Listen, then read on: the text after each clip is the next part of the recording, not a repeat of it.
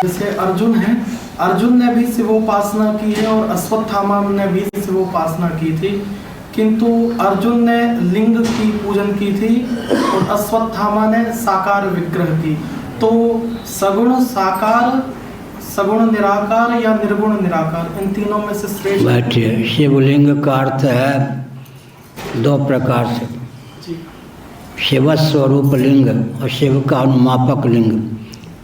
जैसे अखंड धूम धारा, धूम मान धुआं, अखंड धुएं की धारा को देखकर अग्नि का अनुमान होता है। अनुमापक हेतु का नाम होता है लिंग।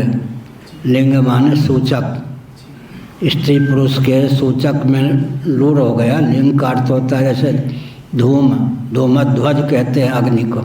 अखंड धुएं की धारा को देखकर अग्नि का पर्वत में अनुमान हो जाता है, ऐसा शिवलिंग हुआ ना। और विष्णु भगवान के भी लिंग होते हैं ऐसे। लिंग माने सूचक, लिंग माने अभिव्यंजक, लिंग माने स्वरूप। शिव स्वरूप विष्णु रूप लिंग और शिव का अनुमापक दोनों ढंग से होता है।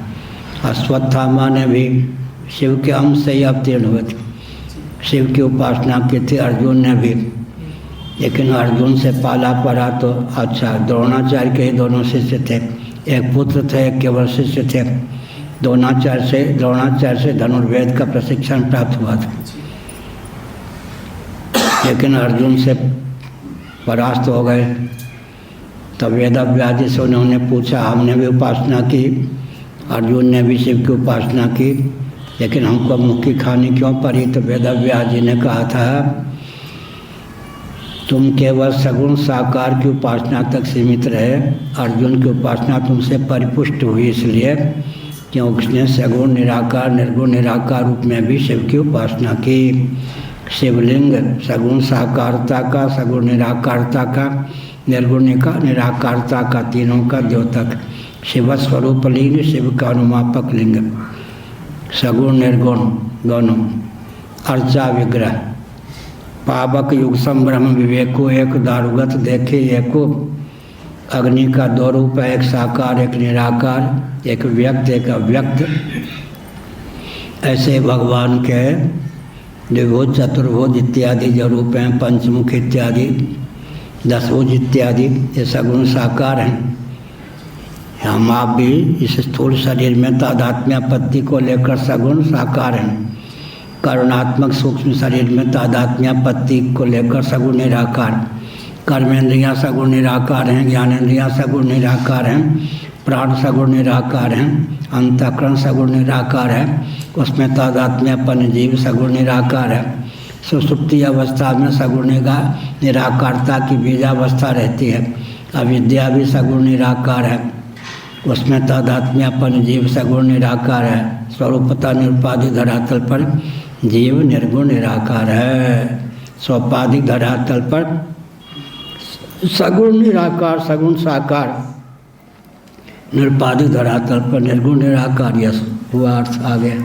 ये पूछ रहे हैं श्रेष्ठ कौन सी है? इन तीन आराधनाओं में श्रेष्ठ कौन सी है? श्रेष्ठ कोबर छोट का अपराध।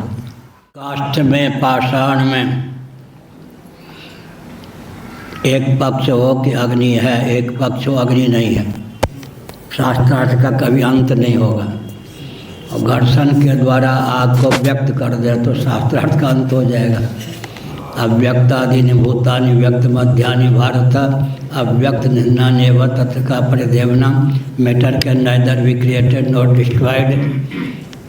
अगर आग पहले से इसमें ना होती तो कोटि कोटि यांत्रिक तांत्रिक मांत्रिक विधाओं का आलम्बन लेकर भी कोटि कोटि कल्पों में व्यक्त नहीं की जा सकती थी। क्योंकि अग्नि पहले से थी, इसलिए घर्षण के द्वारा व्यक्त हो गई। यह वारी मथे वर होए तिक्ताते वरुते आगे।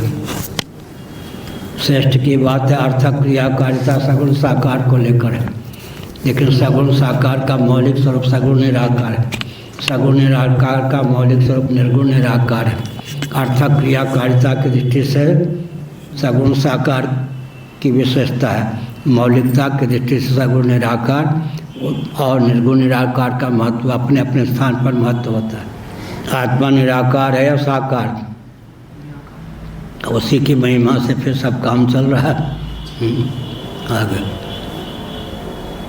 विद्युत निराकार है या साकार? निराकार है, लेकिन बल्ब और बादल के माध्यम से साकार होकर उसकी अर्थक क्रियाकारिता है।